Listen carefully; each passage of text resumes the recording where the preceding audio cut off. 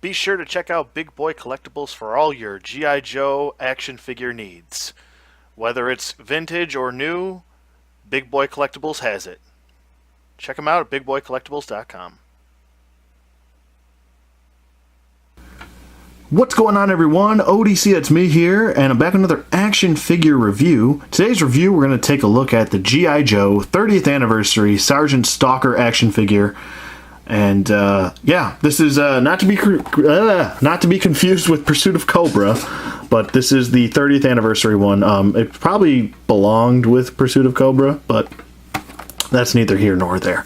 Turning around to the back, we have a nice 30th anniversary, 30 years of Real American Hero, and this is the updated version for him.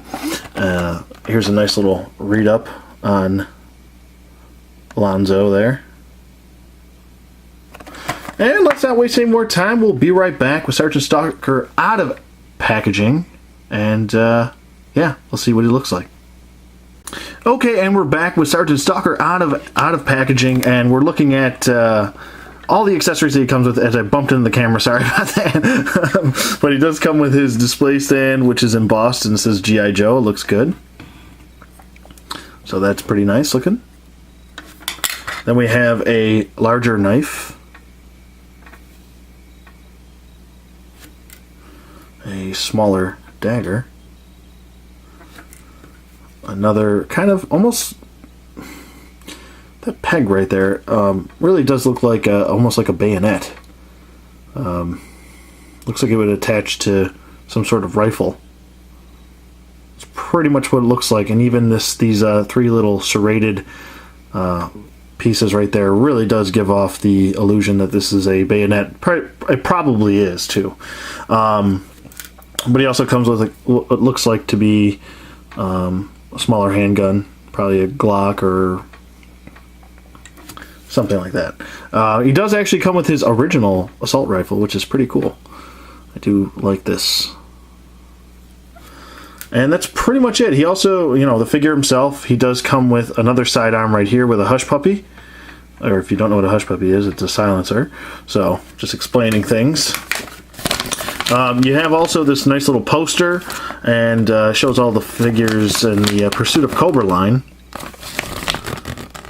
On Cobra and G.I. Joe side. And then on the back, it's got a nice little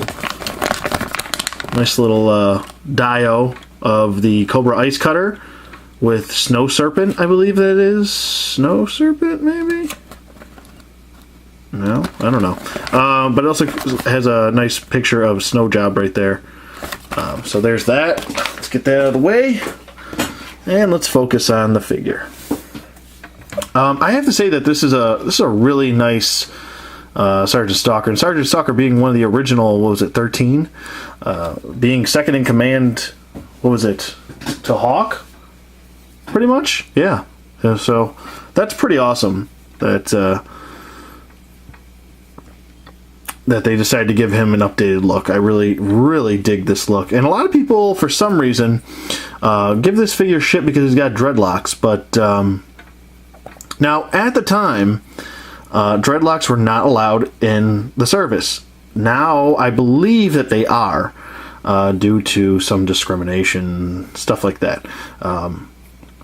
But if I were in the military, I'll just be honest with you, my personal preference, I would shave my head.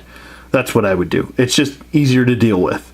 I started shaving my head now, but that's neither here nor there. But that was for other reasons, too. But he does have a sheath for his knife, which is really nice. Nice holster for his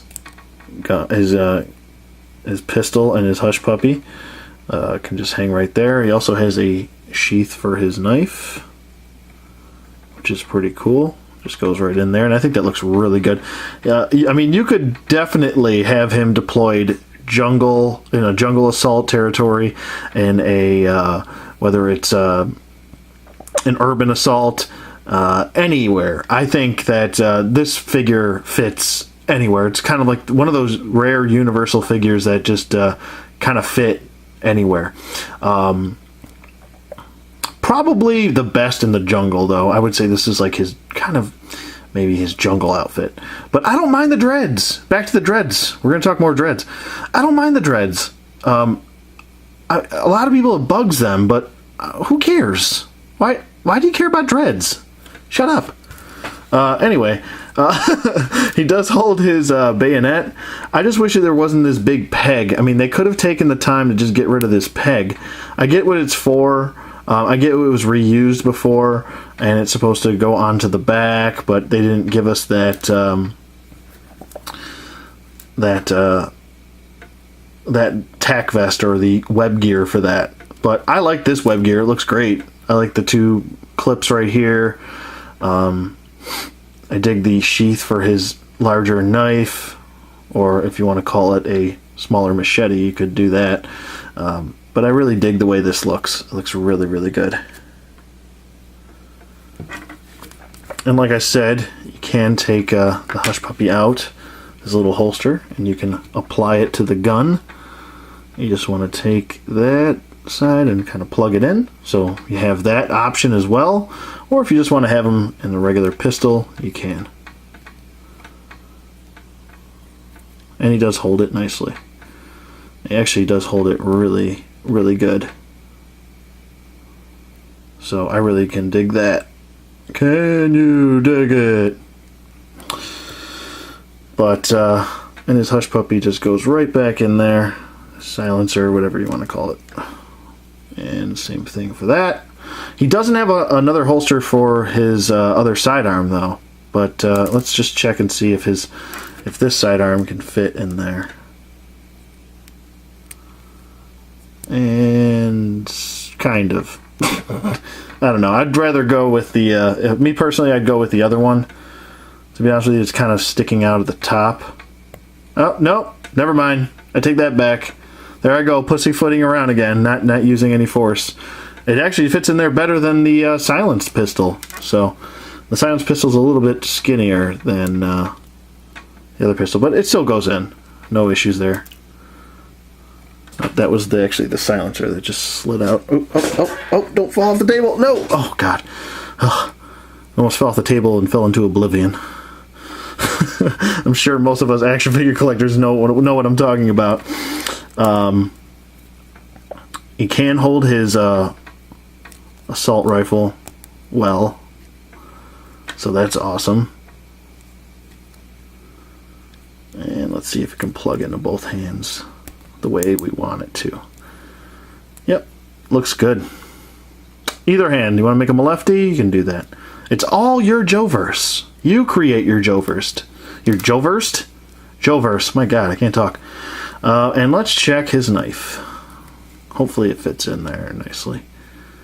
Okay. Not really that well. Not really that great. Maybe this hand. Yep. Nope. Wait. Jury's still out. The jury's still out. It's kind of loose. It fits better in this hand, though, than that hand. I'll tell you that, but looks good. Nonetheless, still looks good. And you can just plug them right into his stand here as well, so that's pretty cool. Oh, dip! Looking good. Looking good, Stalker. Looking good, bro. Stalker's probably in my top 5. I would say, character-wise, definitely my top 5. He's the fucking man. He is. Second in command? Shit. He's a badass. I could totally see him just murking a whole platoon of Cobra Troopers. Just murking them without even making a sound. Just not even a peep. Just straight up gank. Gank them all. just shut them down. Put them to rest. Whatever you want to call it. But he looks great. I really dig this. I love the sculpt of this shirt. It's like that military-esque kind of sweater almost. But I really dig it. I almost, in my mind, I want to think that this is some sort of like military style, like Under Armour almost. Just a different type of style of Under Armour, so it's breathable. And I like to think about weird, little insignificant things like that, but they make the difference in creating a scenario or a character a certain way. I really do like the pants too. The knee pads look good. We've seen that before with most Pursuit of Cobra figures and 50th anniversary, and it carried over to them. But I like it. Oh, we didn't do the fitment of this other dagger. Oh well, this dagger actually fits better in his hand than the larger knife. So that's good to know. But let me get him off his stand really quick. Set that down. We'll do his articulation. His head can swivel side to side. He can't really look up due to his dreads. I know. But you could. I mean, if you don't like the dreads, you can always head swap with an older Sergeant Stalker if you want to. If you don't want the dreads, there are versions with him with no dreads, so you could always head swap if you want to. But he can look down a little bit. No job turkeys. Arms go up, they go down, full 360 rotation, a single bend at the elbow, which is actually a really good range of motion. He does have a swivel at the elbow, a swivel at the wrist. He does have a wrist hinge that goes up and down. And this one goes... Does it go in and out? Does it go up and down? No, this one goes up and down as well. So 2 wrist hinges that go up and down. He does have a diaphragm joint, I believe, under the web gear. Yep, it is there. So he can swivel. No issues there. He does have T-jointed hips, which go out, and they go forward and back. Oops. Double jointed knee, ankle hinge, and a swivel at the ankle, which is nice. And overall, yeah, I would definitely recommend this figure. He's a really good one. This is one of G.I. Joe and Hasbro's shining moments right here. Is this Sergeant Stalker? Don't get me wrong, I'm not taking anything away from the originals, and we'll probably get to those reviews down the road. But I really like this figure a lot. Love the character, love the figure, and yeah, I'm definitely happy with this. Even though he can't hold, it doesn't have any holsters for the other two. I think overall this is a fantastic figure. I would definitely recommend it. 2 thumbs up. Go get this guy. Spend the money on this guy instead of getting that Spirit and Storm Shadow 2-pack. Go get this guy. Spend the $10 to $15 to get this guy if you can find him for that price. I know some places like eBay, Evil Bay, he's going for around $20. I don't know if you want to pay $20 for him though. It's all depends on what your priorities are. But he's a fantastic figure. You can't take that away from him. Even with the dreads, people. Yes. I like the dreads. I'm going to keep it. But yeah, I definitely dig this figure. There's nothing else really for me to say besides go get one. But let me know what you guys think in the comments below. Thank you for watching as always. I hope you enjoyed this review as much as I did. I'll see you guys on the flip side.